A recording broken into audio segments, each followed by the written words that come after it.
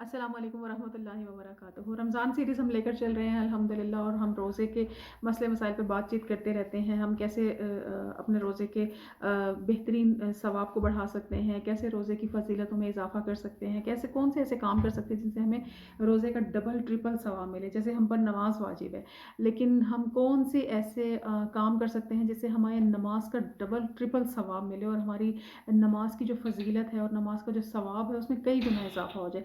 इसी तरीके से हम रोज़ा रखते हैं। रोज़ा एक वाजिब इबादत है जो अल्लाह ताला की तरफ से हम पर फ़र्ज़ है।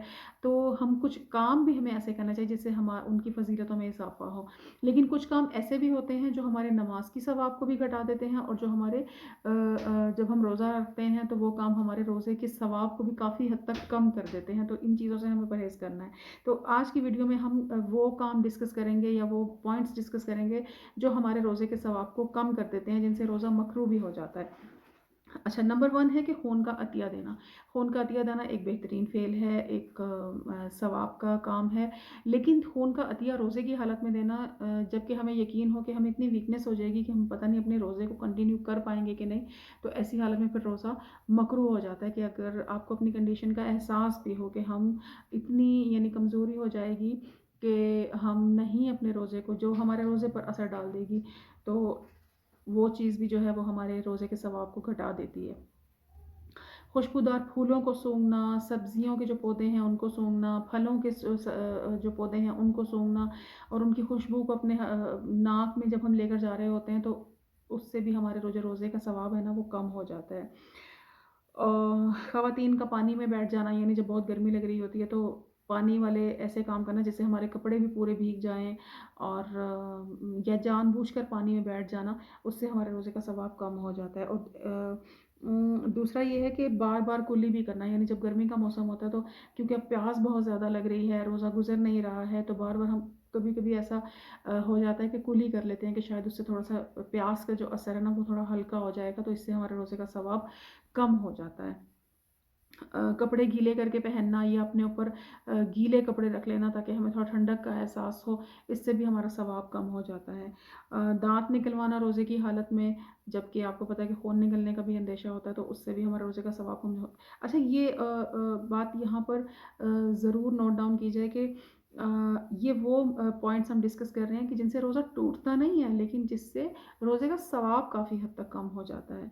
तो अच्छा, दूसरा ये है कि नाक में दवाई डालना, एक ऐसी दवाई डालना कि जो आपके हलक तक पहुँच जाए। अगर ऐसी दवाई डाल रहे हैं जिसका यकीन है हमें कि ये हलक तक नहीं जाएगी, फिर तो ठीक है।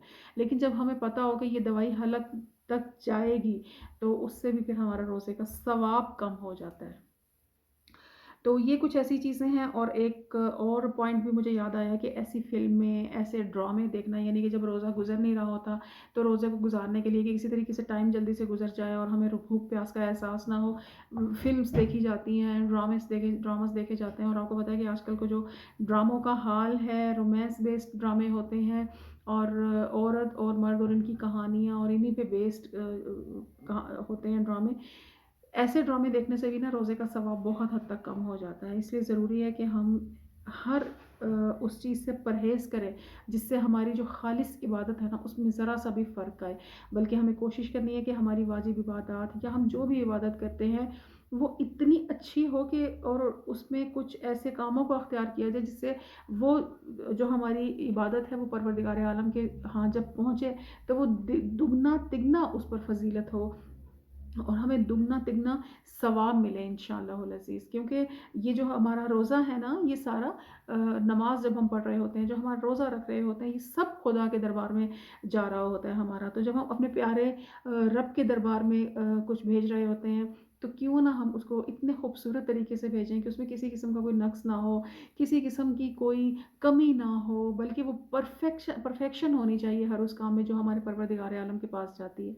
तो इंशाअल्लाह, यानी कि हम जब हम किसी को कोई तोहफ़ा देते हैं, गिफ्ट देते हैं, तो हमारी कोशिश होती है कि वो गिफ्ट इतने अच्छे तरीके से पैक किया गया हो, और वो गिफ्ट इतना अच्छा हो कि जिसको हम दे रहे हैं वो बहुत खुश हो जाए, उसका दिल बहुत खुश हो जाए, और वो हमसे राज़ी हो जाए, हमारी तरफ से वो खुश हो जाए। तो जब हम परवरदिगार आलम के यहाँ अपनी ये इबादत तोहफ़े में भेज रहे होते हैं उसकी रज़ा की खातिर, तो क्यों ना उनको इतने परफ़ेक्ट तरीके से भेजा जाए कि उसका हमें फिर सवाब भी दुगना तिगना मिले, और इंशाअल्लाह हमारा परवरदिगार आलम हमसे राज़ी हो। तो इंशाअल्लाहुल अज़ीज़ के परवरदिगार आलम हमारी ہماری ان تمام واجبات کو، اپنی تمام عبادات کو اپنے دربار عزتی میں قبول فرمائے، اور ہم سب کو انشاءاللہ اس کا ڈبل ٹرپل ثواب ملے انشاءاللہ العزیز۔